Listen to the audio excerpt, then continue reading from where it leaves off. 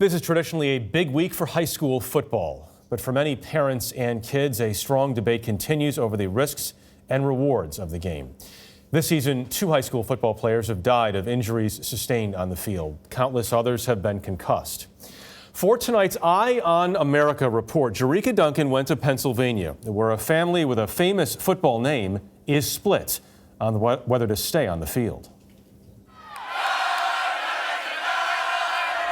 Your chance to be one of the best teams and make history yourself. You see yourself battling for your brothers and your family. High school senior Connor Ditka, number 71, plays for the number 3 ranked football team in all of Pennsylvania. And this sport hasn't been easy on his body. I broke in my left arm, I broke in both radius and ulna. I broke a bone, the scaphoid in my hand. I had 2 stress fractures in my back.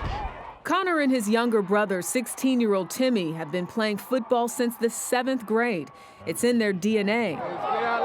Their dad played, and their great uncle is NFL Hall of Famer Mike Ditka. We love football in this family. In fact, we had to convert Sam because she was not a football fan, but if you marry into this family, you have to be. But this past summer, Timmy took a different route. Like a growing number of American boys, he quit football. Timmy's decision was prompted by a serious injury on the field when he was just 12 years old. And I get a phone call from the trainer saying, your son has sustained a concussion on the field. What do you remember about that day? I remember falling, hitting my head, and being super dizzy. It was a delay in my thought process. Sometimes my eyes wouldn't follow as fast where I was trying to look. He was out for about 8 weeks, and then we sat down and talked about it. He seemed really emphatic about wanting to get back to it. With the doctor's clearance and the promise that he'd stop if he got another concussion, Timmy got back in the game.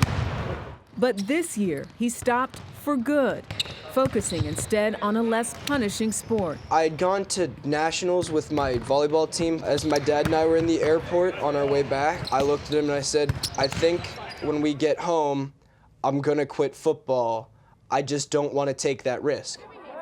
These days, Timmy isn't the only one choosing to watch from the sidelines. Nationally, the number of boys playing high school football has dropped by roughly 72,000 since 2009, a 6.5% decrease. Art Walker has been the head football coach at North Allegheny for 14 years. He says the size of his team, roughly 80 players, is down 25 players compared to 6 years ago. When you hear a parent talk about their personal concerns about their son getting injured on the field, what do you tell them?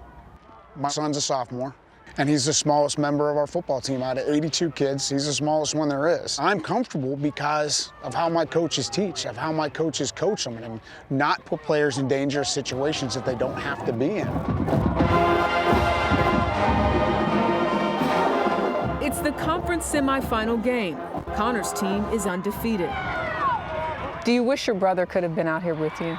I do. I would have liked to have gone at least 1 year playing with him. It was a decision that was completely his own. You see how aggressive it can be? You say to yourself what? I'm happy that I'm number 21, not hurt. Dante Caputo. The Tigers' loss ending their season. Connor was injured in one of the final plays.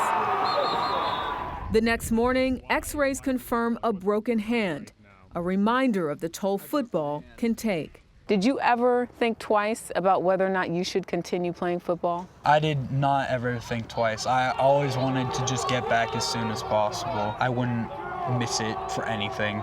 Jericka Duncan, CBS News, Wexford, Pennsylvania.